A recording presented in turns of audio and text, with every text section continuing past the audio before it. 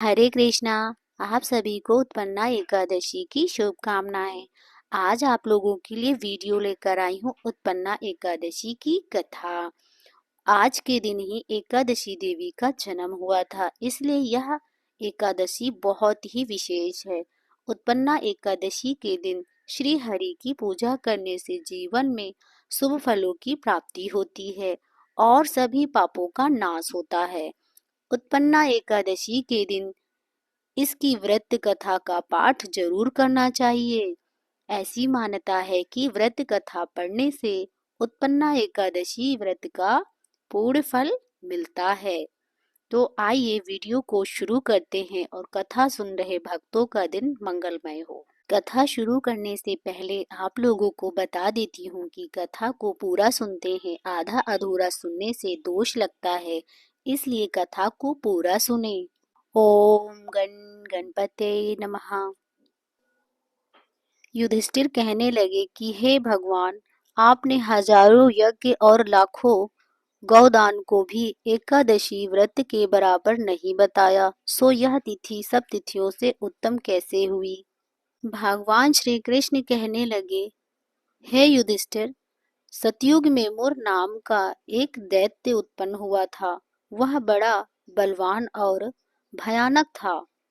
उस प्रचंड दैत्य ने इंद्र इत्यादि वाशु, वायु, अग्नि आदि सभी देवताओं को पराजित करके भागा दिया था। तब इंद्र सहित सभी देवताओं ने भयभीत होकर भगवान शिव से सारा वार्तालाप कहा और बोले, हे कैलाशपति, मुर दैत्य से भयभीत होकर सब देवता मृत्यु लोक में फिर रहे हैं। तब भगवान शिव ने कहा, हे देवताओं, तीनों लोकों के स्वामी, भक्तों के दुखों का नाश करने वाले भगवान विष्णु की शरण में जाओ।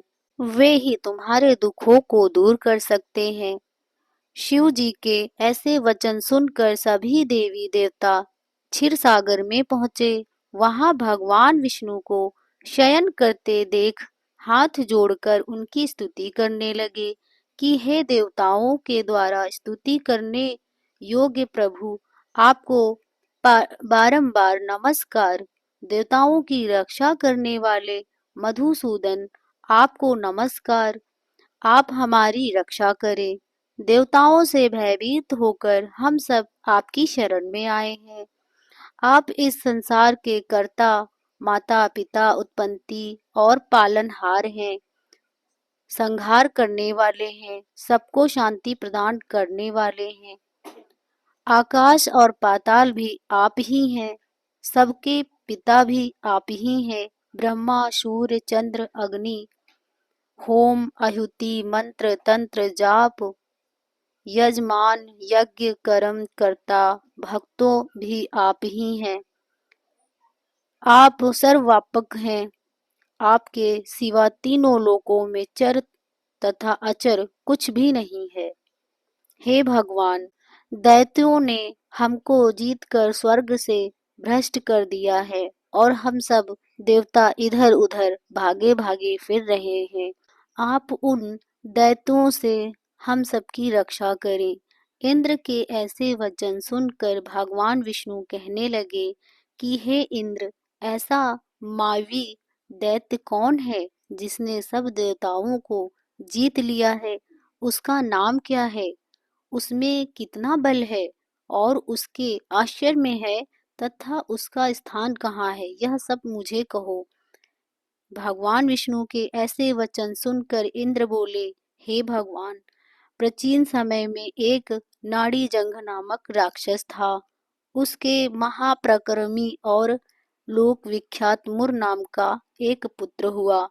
उसकी चंद्रवती नाम की नगरी है। उसी ने सब देवताओं को स्वर्ग से निकालकर वह अपना अधिकार जमा लिया है।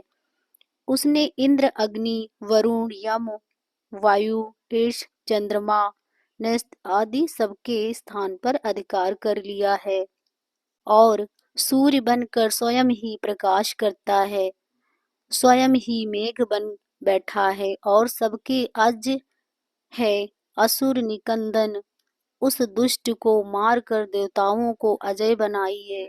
यह वचन सुनकर भगवान विष्णु कहने लगे, हे देवताओं, मैं शीघ्र ही उसका संहार करूंगा।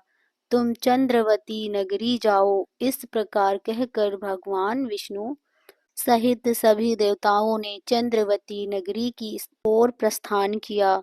उस समय जब दैत्य मुरसेना सहित युद्ध भूमि में गरज रहा था, उसकी भयानक गर्जना सुनकर सभी देवता भय के मारे चारों दिशाओं में भागने लगे। जब स्वयं भगवान विष्णु रणभूमि में आए तो दैत्य उन पर भी अस्त्र शस्त्र आयुध लेकर दौड़े। भगवान विष्णु ने उन्हें सर्प के समान अपने बाणों से बींध डाला। बहुत से दैत्य मारे गए, केवल मुर बचा रहा। वह अविचल भाव से भगवान के साथ युद्ध करता रहा। भगवान जो जो भी तीक्ष्ण बाण चलाते वह उसके लिए पुष्प शुद्ध होता। उसका शरीर छिन्न भिन्न हो गया, किंतु वह लगातार युद्ध करता रहा। दोनों के बीच महायुद्ध हुआ।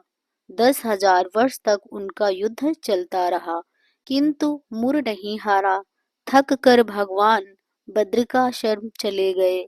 वहां हेमवती नामक सुंदर गुफा थी। उसमें विश्राम करने के लिए भगवान विष्णु उसके अंदर प्रवेश कर गए। यह गुफा बहुत लंबी थी और उसका एक ही द्वार था। भगवान विष्णु का योग निद्रा की गोद में सो गए। मुर भी पीछे पीछे आ गया और भगवान को सोया देखकर मारने को आघात हुआ। तभी भगवान के शरीर से उज्जवल कांतिमय रूपी वाली देवी प्रकट हुई। देवी ने राक्षस मुर को ललकारा, युद्ध किया और उसे तत्काल मौत के घाट उतार दिया। श्री हरि जब योग निद्रा की गोद से उठे तो सब बात को जानकर उस देवी से कहा कि आपका जन्म एकादशी के दिन हुआ है, अतः आप उत्पन्ना एकादशी के नाम से पूजी जाओगी। आपके भक्त वही होंगे जो मेरे भक्त हैं। जय श्री हरि। कथा सुन रहे भक्तों, कथा सुनने के बाद जय श्री हरि का जयकारा अवश्य लगाएं और कमेंट में जय श्री हरि अवश्य लिखें।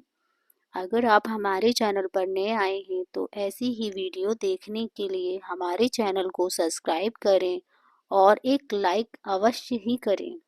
और एकादशी व्रत की कथा सुन रहे सभी भक्तों के सभी कष्ट दूर हों। जय श्री राधे।